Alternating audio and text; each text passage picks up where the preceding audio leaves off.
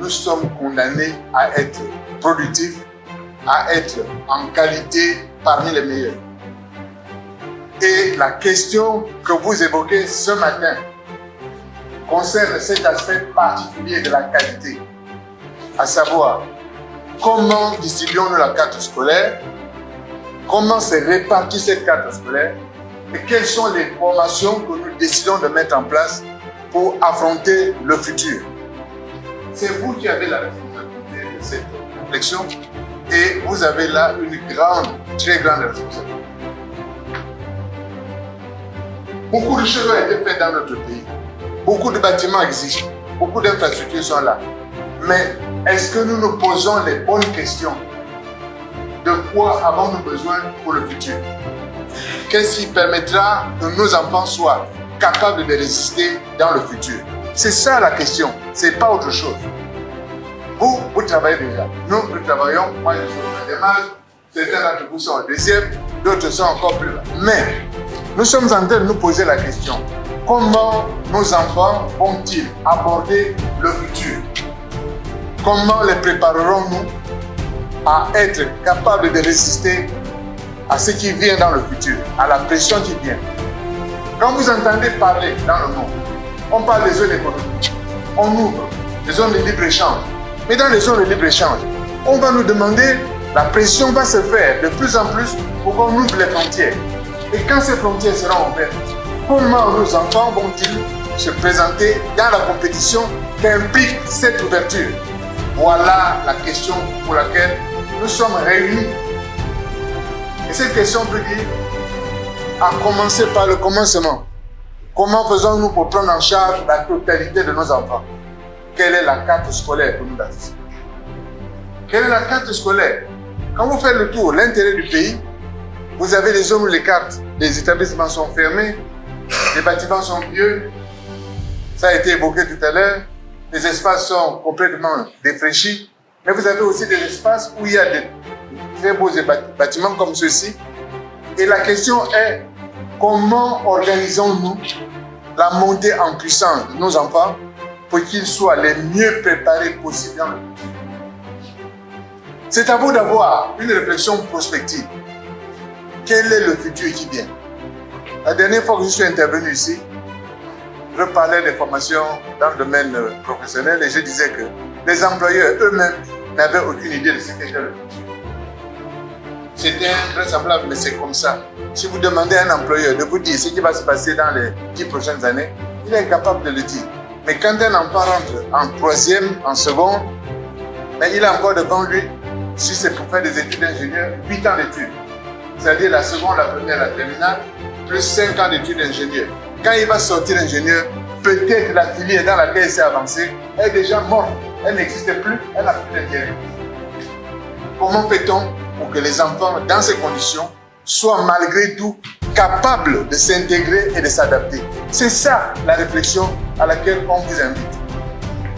Déterminer les cadres pour prendre tout le monde en charge et définir les contenus des enseignements pour que les enfants soient capables de s'adapter demain. Car il ne suffit pas de faire la carte scolaire. Il faut dire aussi à l'intérieur de cette carte scolaire, à l'intérieur des modules de formation, quel est le contenu que l'on donne pour que les enfants qui vont rentrer dedans soient prêts à affronter le futur. Quand je dis les enfants, je n'ai pas fait de distinction entre les garçons et les filles. Puisque je vous ai répété que nous sommes un pays seulement de 2 millions de personnes. Donc, nous avons l'obligation d'avoir en qualité exactement le même contenu et chez les garçons et chez les filles. Parce que nous ne sommes pas plus nombreux que ça. Et c'est parce que nous aurons et les filles et les garçons qualifiés que nous existerons demain. Quand nous disons aujourd'hui, c'est enfin notre sort vers la félicité, mais que dure cette félicité. Il ne faut pas qu'elle soit éphémère, il faut qu'elle dure. Et comment va-t-elle durer si nous n'avons pas fait la formation nécessaire? Voilà pourquoi je ne loupe aucune occasion de venir soutenir. La dernière fois, j'étais au jardin botanique pour assister les jeunes filles scientifiques qui ont fait le concours des sciences, qui était une très bonne chose. Je ne manque aucune occasion de venir porter le soutien à l'éducation nationale, c'est-à-dire au corps de métier que vous représentez. Parce que l'avenir du pays est d'abord et avant tout entre vos mains. Quand on prend des pays comme le Japon, qui n'ont pas de matières premières, et qui sont dans le top 5 du monde, qu'est-ce qui fait qu'ils soient là-dedans? L'intelligence, c'est-à-dire la façon dont ils ont développé les savoirs. Et chaque pays a trouvé à son niveau les moyens de mettre en avant les savoirs dont il avait besoin.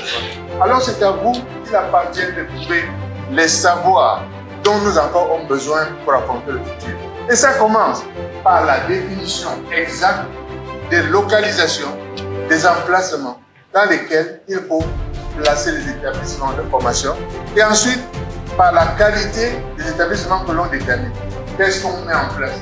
Établissements de formation générale, de formation technique, professionnelle, scientifique, etc. De quoi avons-nous besoin? De quoi ont-ils besoin pour affronter le futur? Voilà la bonne question. Donc, je suis content d'être là devant vous. Et je vous remercie pour le soin que vous apporterez à la réflexion, aux discussions que vous allez mener à travers la commission. Madame le ministre, je vous félicite d'avoir ressuscité la commission. Pourquoi?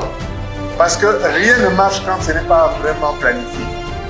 Nous aurions pu avoir ici ce matin, normalement, une quinzaine de minutes. Tous les ministres sectoriels auraient pu être là.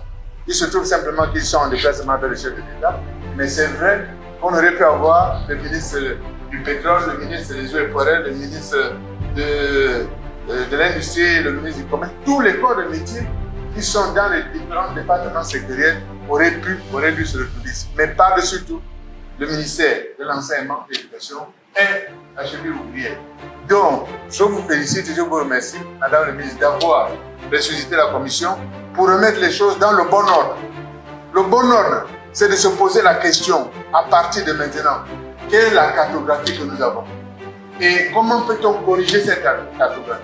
Comment peut-on faire pour ajuster la carte pour que toutes les populations de tous les endroits qui sont retrouvent la place qui leur revient ou pour compenser les vides qui apparaissent à certains endroits parce que malheureusement, la situation économique dans le pays fait que certaines zones sont désertées, abandonnées et finalement les populations qui partent de ces zones viennent construire des espaces urbains là où elles espèrent trouver des revenus. Avec les dégâts qu'on voit, nous parlions tout à l'heure de la situation d'une zone comme Bifoun où on voit que le nombre de jeunes filles en âge, en maternité, malheureusement, est tellement élevé, donc des situations d'abandon de scolarité. Il n'y a pas que là. Il y a d'autres zones, Bambalé, Port-Gentil, etc. Donc il faut que la carte scolaire soit faite de façon à intégrer et à prendre en compte les besoins de départ. Et c'est pour ça que c'est une excellente chose que ce soit les gouverneurs, parce que c'est eux qui sont en charge de l'administration du territoire, qu'ils aient pris la peine de réunir les commissions, de recenser les besoins et de centraliser tout cela pour que maintenant la Commission nationale fasse son travail. Donc je souhaite à tous de futurs travaux et je vous remercie pour toute l'attention que vous apporterez à ce travail.